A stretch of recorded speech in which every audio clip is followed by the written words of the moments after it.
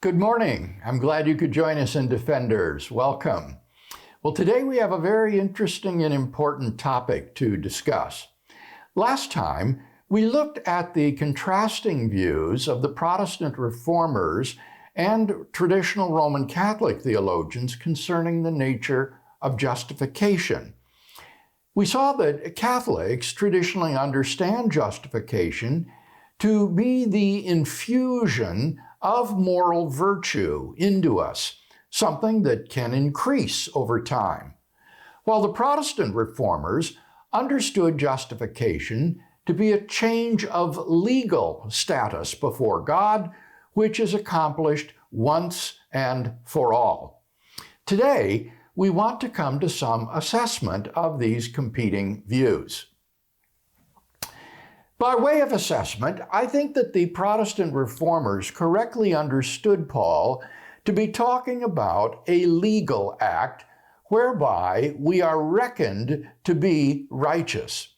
We are not somehow morally transformed into virtuous people. Rather, God declares us to be righteous. We are reckoned as righteous because we have placed our faith in Christ. One way to appreciate this is to realize that the opposite of justification is condemnation. The opposite of justification is not moral turpitude. Rather, the opposite of justification is condemnation.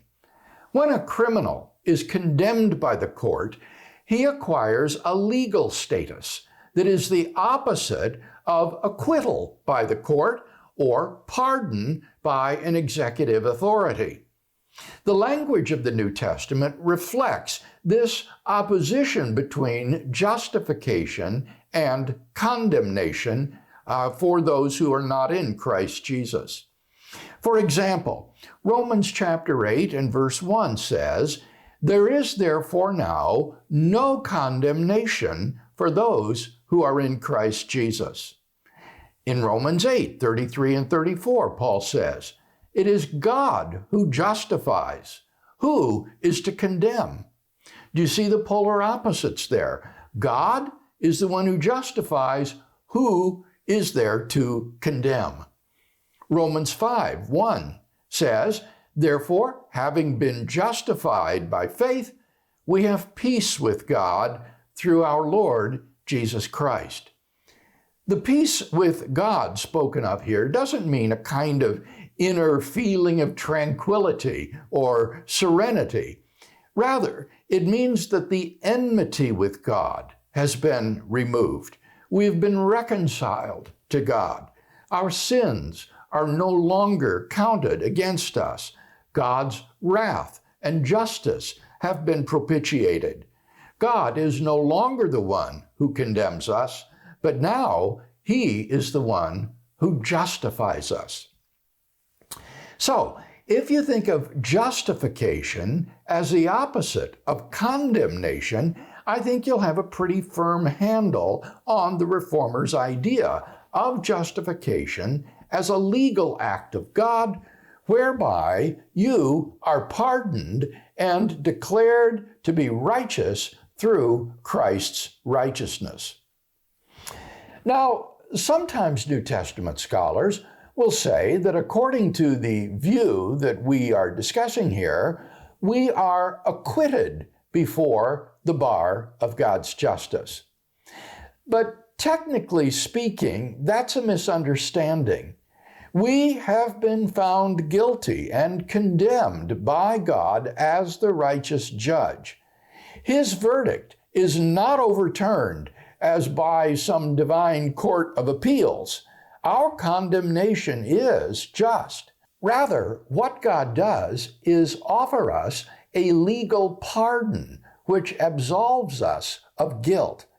Just as the governor or the president can pardon a condemned criminal who has been sentenced to death so that he becomes guiltless in the eyes of the law and is no longer liable to punishment, so God, as the ruler of the world, can issue a divine pardon for our sins, so that we become guiltless and are set free. Thus, there is an enormous difference between divine forgiveness and forgiveness in personal human relationships. For personal forgiveness does not absolve the wrongdoer of guilt.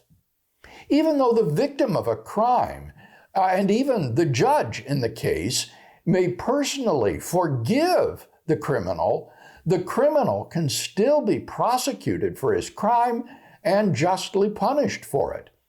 But a pardon absolves the criminal of his guilt and removes his liability to punishment. Someone who has been pardoned for a crime cannot be justly punished for that crime. God's forgiveness, then, is like a legal pardon which takes away our guilt and sets us free.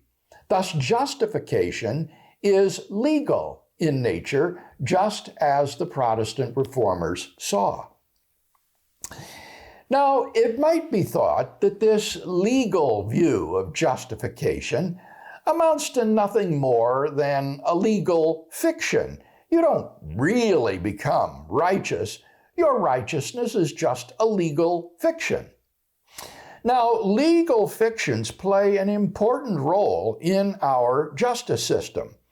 For example, in U.S. maritime law, ships have the legal status of persons.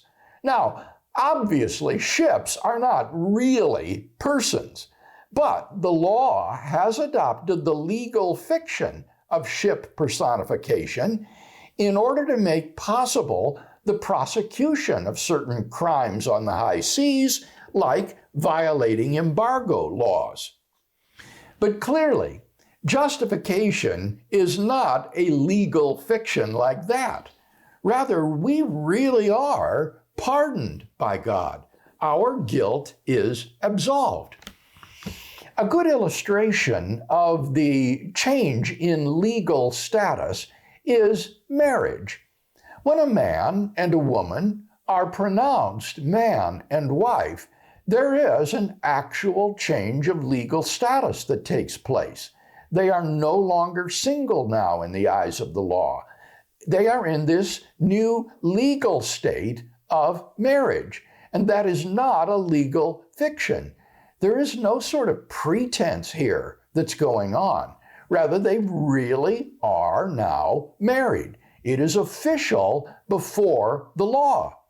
The couple may feel exactly the same as they did before they got married, but their status has now changed in view of the declaration of marriage.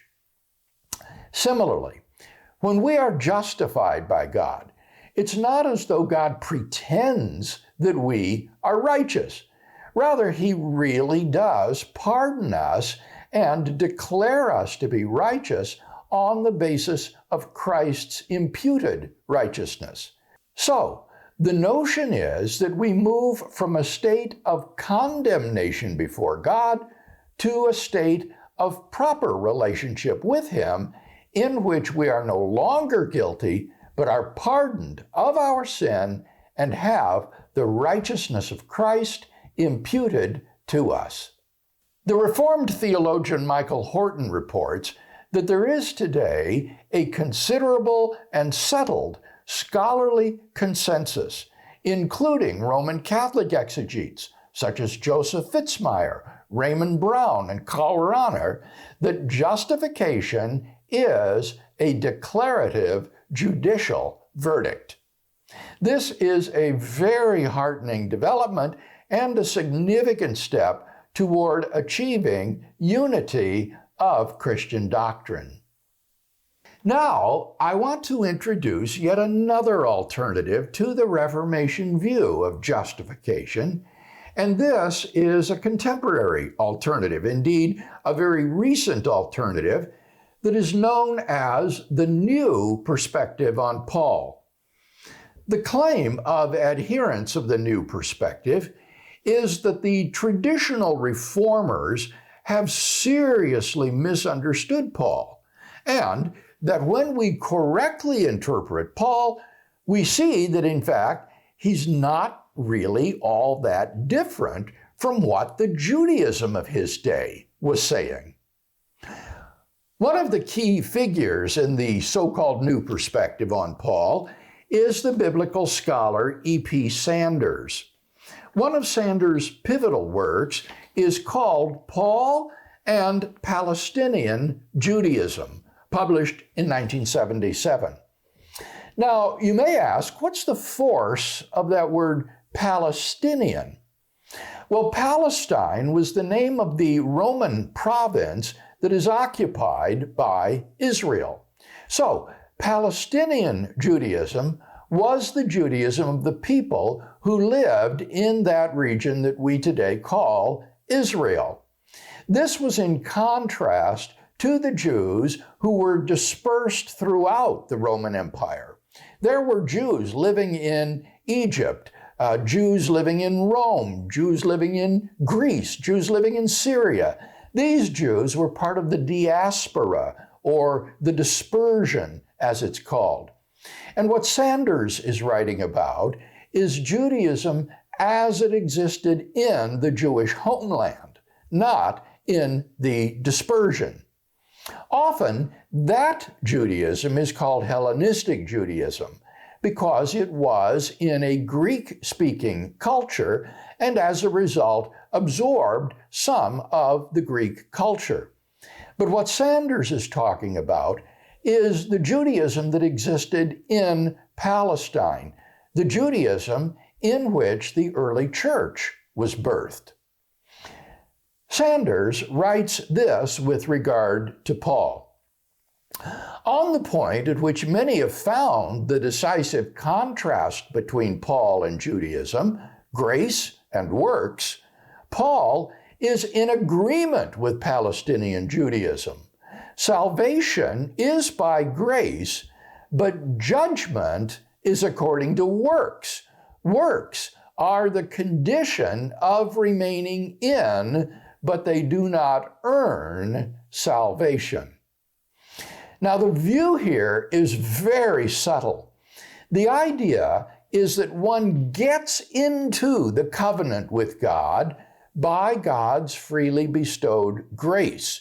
You are not a member of the saving covenant of God by virtue of your works. It's by God's grace.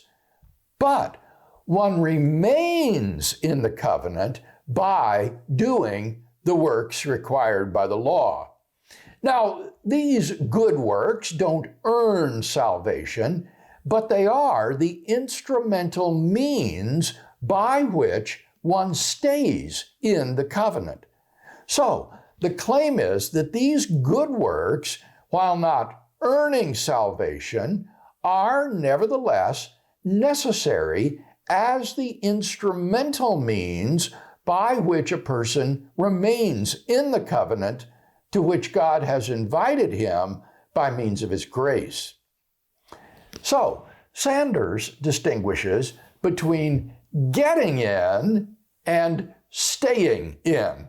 You get into the covenant by God's grace, but the way you stay in is by doing the good works that are required by the law to stay in that covenant. These works don't earn your salvation, but nevertheless, they are the means by which you stay in this saving relationship with God. Now, some have been persuaded that Paul's view is really no different than that of Palestinian Judaism. You are saved by grace, but you stay in by means of doing good works. Next time, we'll offer some assessment of this new perspective on Paul. Until then, may God go with you and guide you throughout the coming week.